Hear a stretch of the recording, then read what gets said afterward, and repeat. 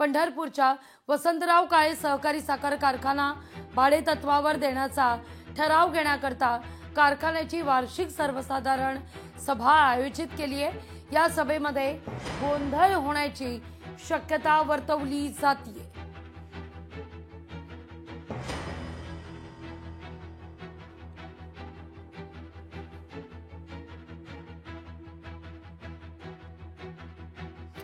या सगळ्याविषयी अधिक माहिती घेण्याकरता थेट जाऊया आपले प्रतिनिधी अभिराज उबाळे यांच्याकडून। अभिराज, पंढरपूरच्या साखर कारखाना भाडेतत्वावर देण्याचा ठराव घेण्याकरता आज वार्षिक सर्वसाधारण सभा आहे, पण ही सभा वादळी ठरण्याची शक्यता वर्तवली जाते।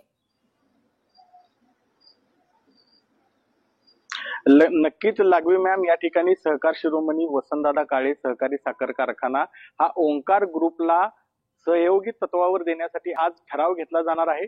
मात्र या ठरावाला किंवा या निर्णयाला काही सभासदांनी विरोध केलेला आहे।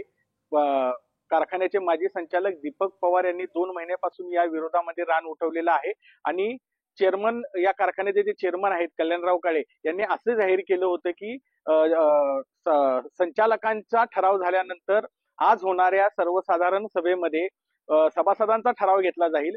मात्र तत्पूर्वीच ओंकार ग्रुपचे चेअरमन जे आहेत बाबूराव बोत्रे पाटील यांनी त्यांच्या माळशिरसच्या साखर कारखान्यावर जाहीर केले होते की आपण सहकार शिरोमणी वसंतराव काळे सहकारी साखर कारखाना हा 40 वर्षासाठी लीजवर घेतलेला आहे। त्यामुळे या सभेपूर्वीच वादळ उठलं। आपण त्याविषयी बातमी देखील दाखवली होती। त्यामुळे आज जी सभा होणार आहे त्या सभेमध्ये गोंधळ होण्याची शक्यता आहे मोठ्या प्रमाणात। लक्षात येतो अभिराज, तुर्तास धन्यवाद। तुमच्याकडे पुन्हा एकदा येऊ, या सगळ्याविषयी अपडेट घेऊ। पण